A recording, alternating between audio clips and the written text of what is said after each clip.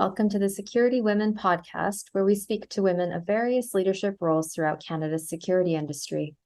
Most recently, I spoke with Roxanne Kraus, who currently serves as Security Director of Toronto CN Tower. She discussed what she loves most about her role and the things that make security at a tourist destination unique. Before we hear from Roxanne, here's a quick word from our sponsor at Commissionaires.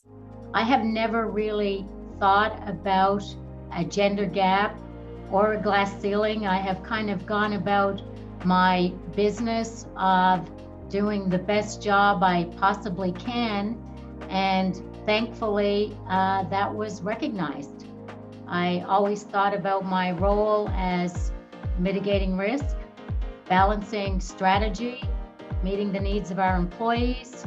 Those are the types of things that, male or female, you get recognized for.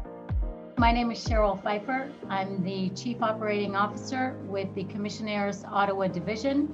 Visit us at commissionaires.ca. Okay, Roxanne, tell us about your role as Security Director of the CN Tower. What is it like to manage security at such a popular tourist destination? So it's such a unique structure, and we have such a large team that really varies kind of based on the season. Like right now, we're in our busy summer season. So we've put a lot of time in the spring into onboarding our seasonal security team and collaborating with all the other departments to really work together and fine tune our processes and trying to stay as efficient as possible and move lines as quickly as possible, but at the same time, keep a strong security stance while also trying to create the best guest experience that we possibly can. And then really, when we move into our quieter season, we spend a lot of time working on capital upgrades, really staying up with the technology changes and trying to maintain our infrastructure, test out new technology, try to implement whatever emerging risks are coming. We're trying to stay up with those and always monitor and implement new measures in place. And then in the winter, we do a lot of training, maintaining our certifications, doing our de-escalation and our crisis intervention training, working at heights, which is kind of a unique one for the tower, where we actually get to do our harness training with the Edgewalk team, which is really kind of a cool experience. And it's just fun. And they're such a fun team to work with. So we get to harness up. We do our certification, and then we get to harness up with them to get the actual hands-on practical knowledge and experience with the harnesses themselves. So that's really fun. And then something else that we've really kind of implemented over the past couple of years and focusing in on is the mental health first aid. So we've really started certifying all of our team, and then also all of the executive team at the tower, and a lot of frontline managers are trained in mental health first aid. So that's been a really kind of great thing that we've been able to achieve and stay up with. And then year round, we have a lot of events, a lot of corporate parties. We're seeing a lot of wedding receptions lately, which is kind of nice to see. It's nice, happy events.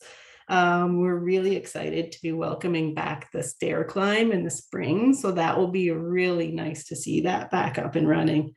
And then we constantly have dignitaries and celebrities coming through. So that's kind of fun. And we work with one of the busiest restaurants in Canada. Our 360 restaurant is really a big restaurant, and it's really a cool atmosphere, and being behind the scenes with them is really a fun thing. And then it's just really an interesting place to work with. It's got some really unique challenges, but it's also really great opportunities for security nerds like me, that we get to kind of get a little bit of everything. So that's kind of what it's like for me. Going back to what you mentioned about the harness training, under what sort of circumstances would a security professional need to incorporate that in their day-to-day? If you could describe a scenario. So we have a few places, kind of the catwalks in the middle of the shaft of the tower. There's catwalks around, and we test the fire phones and the pull stations in there. So we're harnessing up in there. And then sometimes with just doing buddy systems with our facilities team and our tech services team, when they're up in doing the projections on the tower, sometimes we get to be their buddy while they're changing the lighting. That's really kind of fun. When you're recruiting, do you say like must not be afraid of heights? Yeah, yeah, that's definitely a thing for us. Yeah. And some people are really honest about it and they're like, I actually do want to work here because I want to overcome my fear of heights. Oh, interesting. And how does that tend to work out? You know what? It's never been a problem. It's actually been kind of fun to have to see people on their first day. They go up and they're nervous on the glass floor and they're trying, but you're trying to act tough, right? Because security. And then like so they're kind of nervous. And then like a couple months later, they don't even notice that they're on the glass floor anymore. They're just like a normal floor. When I started, my director had me do the edge walk because he wanted me to be familiar with all the different kind of operations. And I was so nervous. And I knew that there were cameras. So I had this fake smile on because I knew security team's going to be checking out the new manager. So this fake smile plastered on my face and I was terrified, but it was so fun. It was such a good experience. In all the years they've offered it, I never once went up, but how long is that process, the total walk? So the total walk that you're out there is only 30 minutes. You mentioned earlier with all of your frontline staff needing that mental health certification. Can you tell me what sort of issues, as far as mental health are concerned, have come up? Like where somebody might need to bring out that set of tools, I imagine, are given to them through that certification. Yeah, I think mental health is something that it's always been in society, but I don't think it's really been understood very well, or it's always been kind of a stigma to it. And I think we're really starting to get past that point. So, just in how we kind of manage with each other and being sensitive to each other, but also in, I mean, we see anxiety attacks at the towers, not an unusual thing. So, being able to kind of talk to people and be open to that.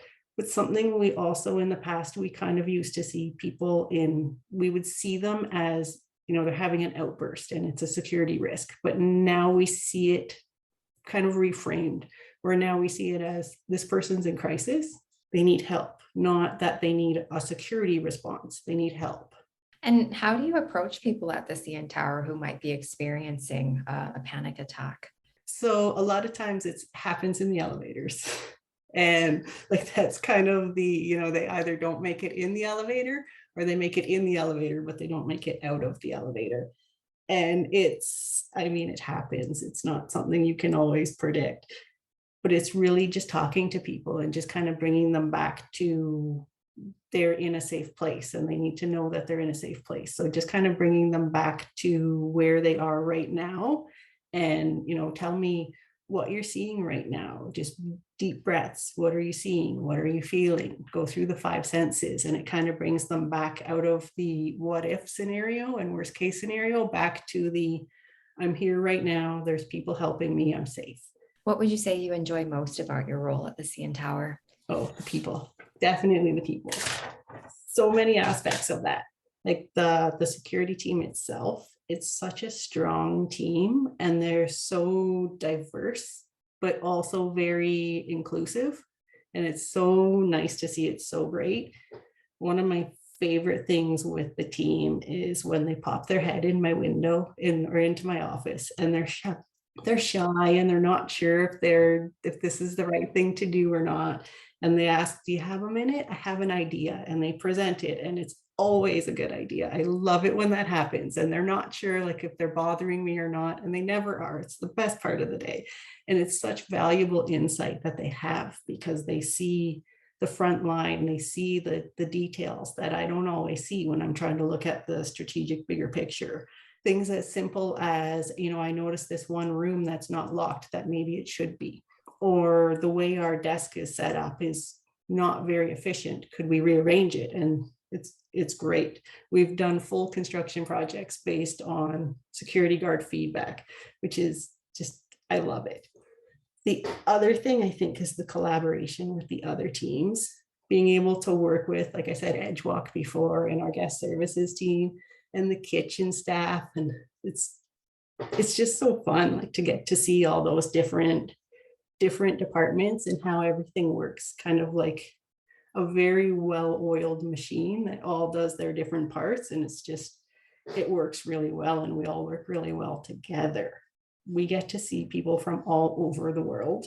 And those little snippets of all the different cultures that we get to learn about and understand is just, it's really cool. And what would you say have been the most challenging aspects of security at the CN Tower? I think really the uniqueness of the structure itself has some distinct challenges. We did a project earlier this year where, and I mean, it wasn't a security project, it was more of a facilities project, where they were replacing the window washing cage on the upper observation levels. So it's this huge metal cage that has to be very structurally sound because people are going to get in it and go around the outside of the CN Tower. And it didn't fit in any of the elevators. So they actually roped it up the side of the building. And there was so much engineering and safety protocols and planning behind it. It was just amazing project. It was really cool. And how long did it take to rope it up the side of the CN Tower? It actually only took them about 2 hours. Like the outside consultants, our structural engineering team, our facilities team, even our communications team, to make sure everybody was aware of what was happening and when it was happening. I think every single department had a role in that project. Based on what you've told me and what I've imagined security at the CN Tower to be, it's mainly about dealing with different people and different teams and also the guests coming into the CN Tower. But it sounds like a big part of it too is the infrastructure, which sounds like a whole other kind of challenge in and of itself, if I'm not mistaken. I mean, the cable runs aren't the easiest to plan when is like trying to do CCTV and the upper levels and connecting to the CCTV on the ground floor. And there's some unique challenges there, but it's also really unique opportunities to find new technology and new ways to do things. Thank you to my guest, Roxanne Krause, and to our sponsor, Commissionaires. And thank you so much for tuning in.